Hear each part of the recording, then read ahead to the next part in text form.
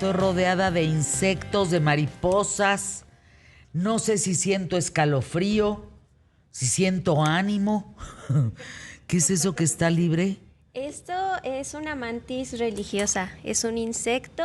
Y bueno, estos insectos son muy famosos, también muy temidos, han salido en muchas películas, pero bueno, muchas personas piensan que estos son venenosos, la realidad es que no, pues no es así, más bien son muy fuertes. Parece un grillo grande. Ajá, parece, pero en realidad es muy diferente a los grillos. Lo que tienen estos animalitos es que sus patitas van a estar, las patas de adelante van a tener unos piquitos que les ayudan muy bien a capturar a sus presas.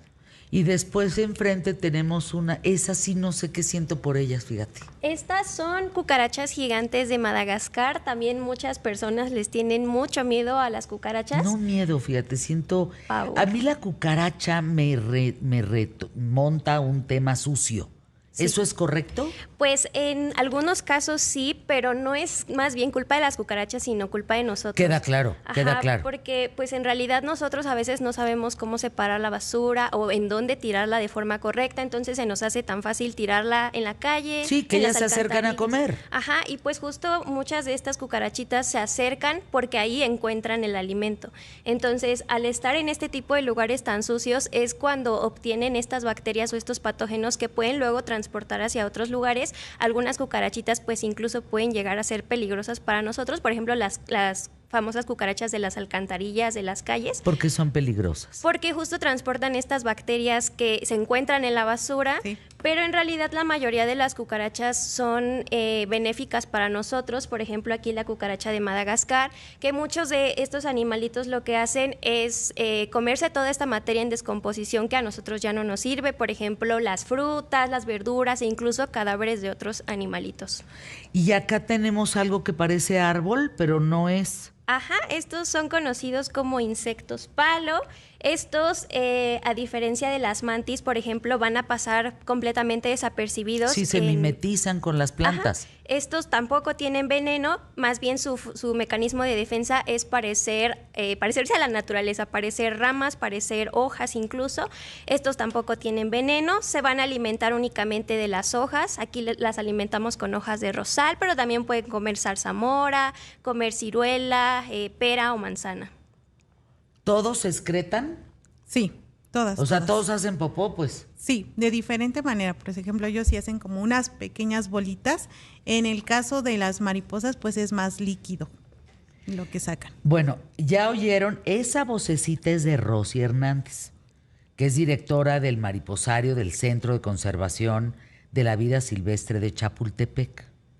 Y está Ariadna, que escucharon su voz antes, Ariadna Rodríguez, gerente del insectario para el programa Zooaventuras. A ver, tenemos muchísimas dudas. De este lado tenemos una belleza, no sé cómo podemos acercar a la cámara, pero son orugas. Sí, pero unas orugas muy elegantes. O sea, no es nada más así una oruguita, un saquito, no. Es un... ¿Lo podrías definir? Sí, esos son... Yo creo que lo más conocido que tienen son los azotadores, pero estos no son color negro, sino tienen colores muy, muy llamativos. Estas tiene son amarillo orugas con café. De son pelitos, morfo, ¿verdad? Sí, son pelitos. No causan ninguna comezón ni nada, que la mayoría tienen como pelitos urticantes o espinas como modo de defensa. Estas es el color, pero son inofensivas. Wow. Sí las podemos tocar y no nos causa comezón.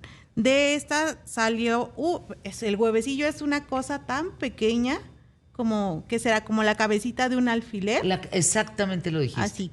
Ese es el huevecito esa cabecita de alfiler se va a convertir en esta oruga. Que llega a medir hasta 13 centímetros, dependiendo del alimento que tenga.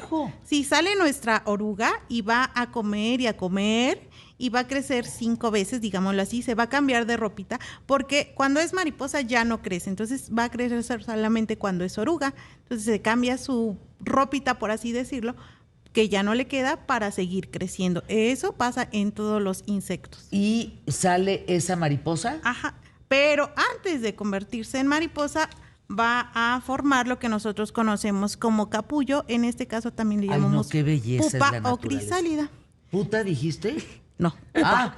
Pupa. Ay, qué nombre tan raro. No, pupa. Pupa. Pupa o crisálida. Perdóname. Entonces, esta es de la oruga pasa al capullo. Al capullo. Y si la ponemos junto a la hojita, pues se camuflajea muy bien. Igual no tiene como alguna defensa más que el camuflaje. Algunas van a tener unos destellos como doraditos, esto es porque cuando les da el sol se pierden totalmente. Y de ahí sale, esa mariposa. Esta. Vean nada más qué belleza. Esta es una de las que ya tenía. Vean nada más. Tiene colores azules, negros, blancos. Tornasol precioso. Sí. De hecho, es solamente una ilusión óptica porque sus escamas que ellas les dan el color van a ser transparentes. Es como con el arco iris, que pasan todos los colores y se reflejan. Pero aquí el único que alcanzamos a ver o que se queda atrapado es el azul. Pero realmente no tiene escamas azules. Los que sí tienen colores son las mariposas colores negros. Hay rojos algunos juguetes que trajeron hechos de papel maché, ¿no? Ajá. Y pues que hay insectos, pero todo lo demás lo trajeron en vivo. Sí. Esta mariposita que tienes es una mariposa negra, pero tiene sus alitas de la parte de abajo con rojo. Con rojo, exactamente. Esos son colores reales que los obtuvo de su alimentación.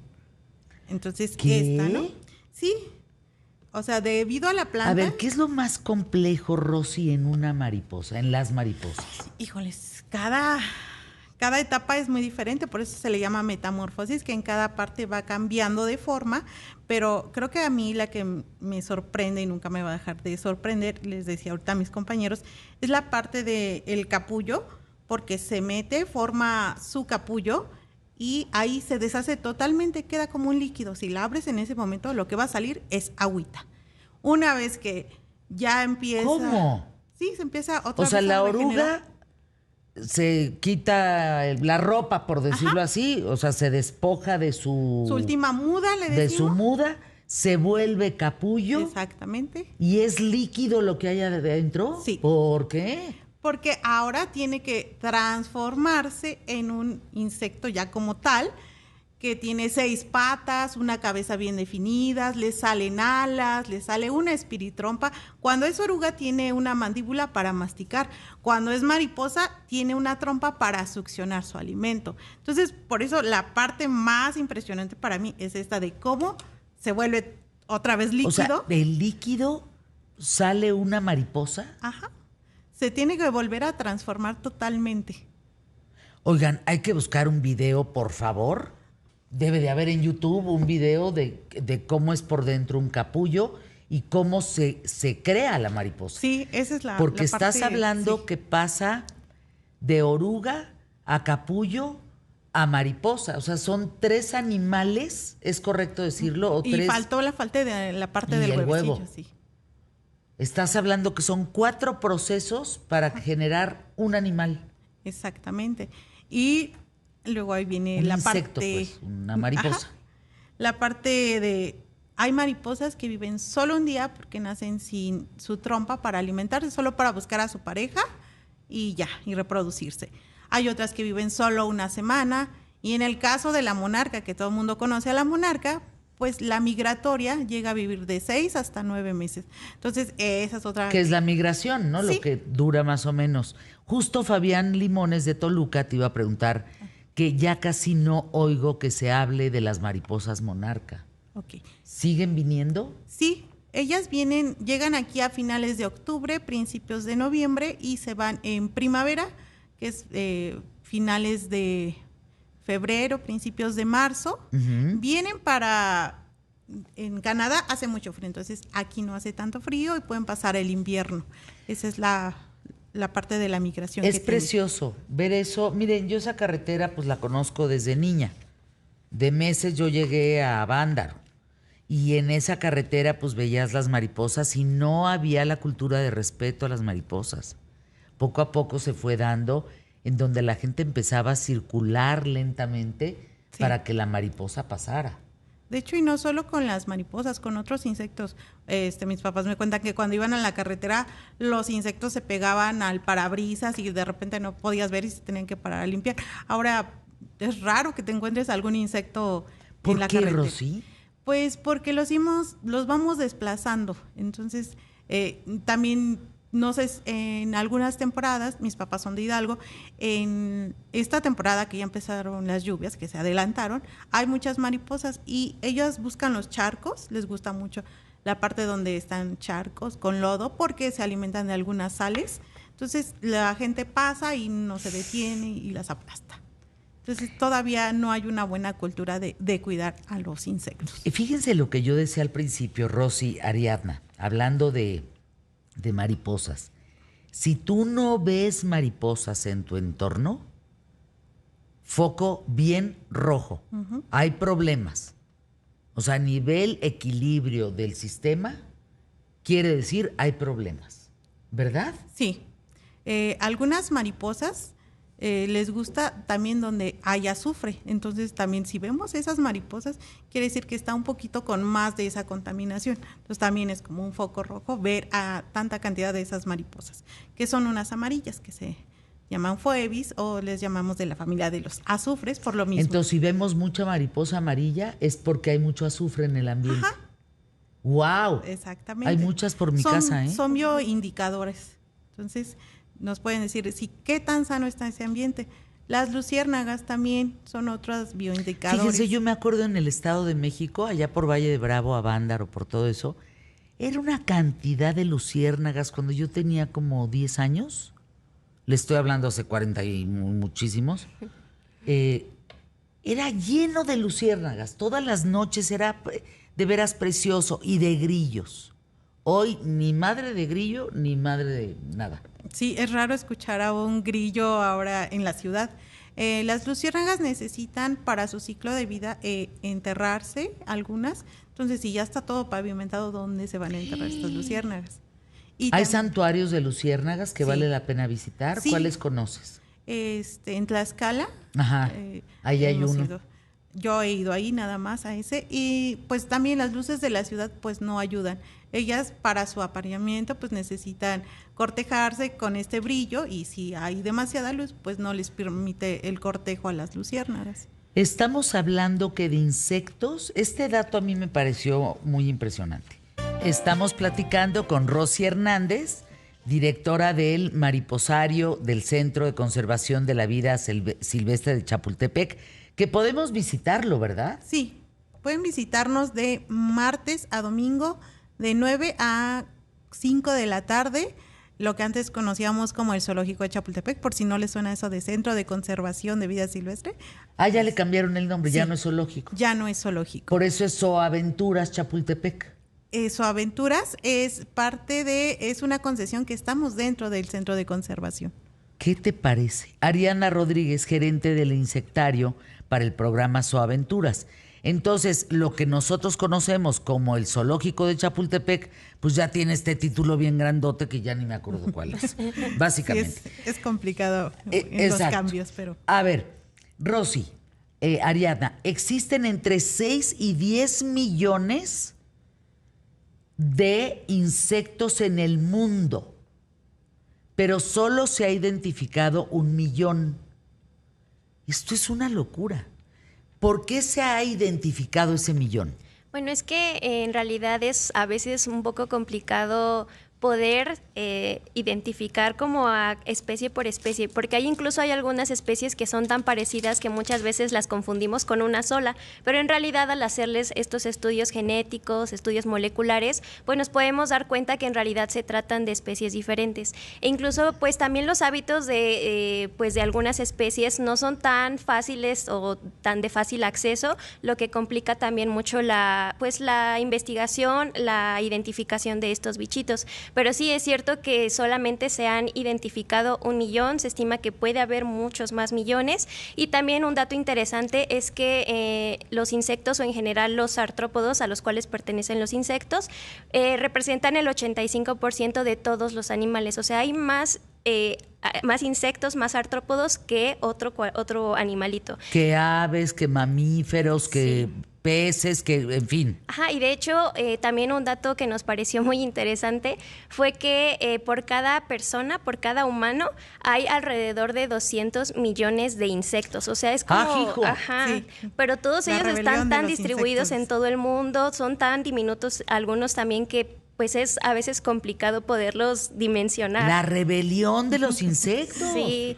Oye, ahorita que dijiste eso, ¿las películas han sido justas con los insectos? No, para nada. O sea, en las películas... Y las mariposas, ¿no? Sí, bueno, en el caso de las mariposas creo que son de los insectos favoritos de todo el público por las coloraciones, pero la mayoría de los demás insectos han sido tan juzgados, tan temidos por las películas, y esto ha causado que muchas personas no sean conscientes de la importancia que estos animalitos tienen para nosotros. Por ejemplo, las mariposas, que son polinizadoras, que gracias a ellas, que a otros animalitos podemos obtener las especies vegetales, frutales y hortícolas que tenemos para nuestro consumo.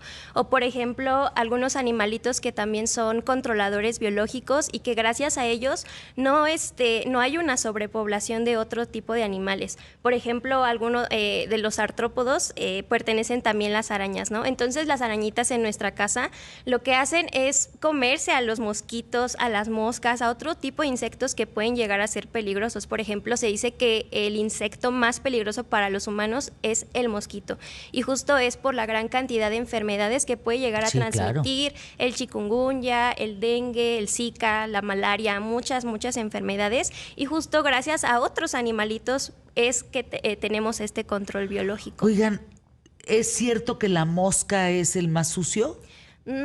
Pues puede llegar a ser, pero justo por estos ambientes también en los que se encuentran, pero sí, la mosca puede ser el más sucio, el mosquito puede ser el más peligroso. A mí el mosquito, ese sí me da miedo, fíjate. Sí. Ese sí me da miedo.